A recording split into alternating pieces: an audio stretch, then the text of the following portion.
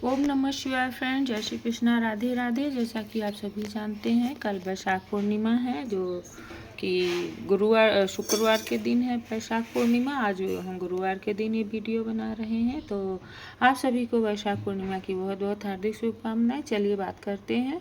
वर्ष 2026 में वैशाख पूर्णिमा बुद्ध पूर्णिमा की 1 मई शुक्रवार को मनाई जाएगी। यह दिन भगवान बुद्ध के जन्म, ज्ञान और महापरिनिर्वाण का प्रतीक है। इस दिन गंगा स्नान, दान, पुण्य और सत्यनारायण भगवान की पूजा का विशेष महत्व है। मुख्य विवरण: 1 मई 2026 तिथि 30 अप्रैल 2026 को रात 9:12 से शुरू हो गई है। 1 मई 2026 को रात में 10:52 से समाप्त होगी।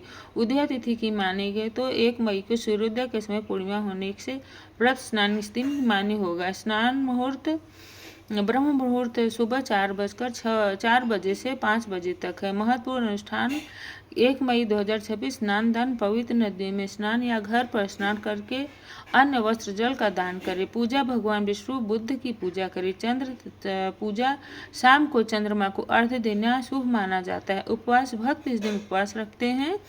तो फ्रेंड्स, आप सभी को हमारे चैनल किशोरी कृपा प्रेमाश्री ऑफिशियल पर स्वागत, अभिनंदन है। सभी का दिन अच्छा हो, शुभ हो, सभी सुखी हों, स्वस्थ हों। तो फ्रेंड्स, आपको ये बात पता चली गई है कि वैशाख पूर्णिमा है, और वैशाख पूर्णिमा के दिन सभी के घरों में विष्णु भगवान की पूजा की जाती है। पंचांग में देखा जाए तो 30 अप्रैल गुरुवार को रात 9 बजकर आ रही है पूर्णिमा। तो आप कोई ऐसा है जो कि चतुर्दशी के दिन ही व्रत करता है, पूर्णिमा का भी व्रत चतुर्दशी के दिन ही मानता है। और कभी कभी ऐसा होता भी है कि पूर्णिमा का व्रत भी चतुर्दशी के दिन ही रखा जाता है, क्योंकि दूसरे दिन पूर्णिमा चांद जो होता है देर से निकलने की वजह से चंद्र दर्शन नहीं हो पाता है। इसलिए लोग चंद्रमा का पूजा एक दिन पहले ही कर लेते हैं। तो आप सभी को वैशाख माह की इस पूर्णिमा को बहुत बहुत हार्दिक शुभकामनाएं। और विष्णु भगवान का सहस्र नाम का जाप करिए, विष्णु भगवान को पंचामृत से स्नान कराइए और उनको पीले वस्त्र चढ़ाइए, उन्हें केला का भोग लगाइए। आप हो सके तो घर में आटे का चूर जो होता है उसको भूनकर उसकी पंजरी बनाकर भोग लगाइए। इस दिन सत्यनारायण भगवान की कथा करिए। सत्यनारायण भगवान की कथा लोगों के घरों में की जाती है तो ज़रूर करना चाहिए। इस दिन हवन करना चाहिए, क्योंकि पूर्णिमा तिथि होती है, पूरा मास का पूर्ण होता है तो पूर्णाहुति होती है। मान्यता है कि इस दिन जगत के पालनहार भगवान विष्णु की पूजा के साथ गंगा स्नान भी किया जाता है। तो आप गंगा स्नान भी कर सकते हैं। तो एन के एन प्रकरण जितना हो सके, जो भी जिससे जितनी सामर्थ्य अनुसार जितना पहुंच सकता है, तो उन्हें वो काम जरूर करना चाहिए। वैशाख पूर्णिमा को हिंदू धर्म के साथ बौद्ध धर्म में भी बेहद ही शुभ माना जाता है। हर साल वैशाख मास की पूर्णिमा तिथि पर यह त्यौहार मनाया जाता है। वैशाख पूर्णिमा के दिन ही महात्मा बुद्ध का जन्म हुआ था, इसलिए इस दिन को बुद्ध पूर्णिमा के नाम से भी जाना जाता है। इस दिन भगवान विष्णु के साथ माता लक्ष्मी की पूजा की जाती है। मान्यता है कि इस दिन जन अन्न और वस्त्र का दान करने से पूर्ण फल की प्राप्ति, पूर्ण और सुख समृद्धि की प्राप्ति होती है। आइए, तो आप सभी को समझ में आ ही गया होगा। इस दिन शुक्ल पक्ष की वैशाख पूर्णिमा तिथि को यह त्यौहार मनाया जाता है। इस दिन बाद पूर्णिमा तिथि 30 अप्रैल को रात 9:13 से शुरू होगी। वहीं इसकी समाप्ति 1 मई को रात 10:53 पर हो रही है। ऐसे में उदया तिथि के प्रभाव के कारण वैशाख पूर्णिमा 1 मई शुक्रवार को मनाई जाएगी।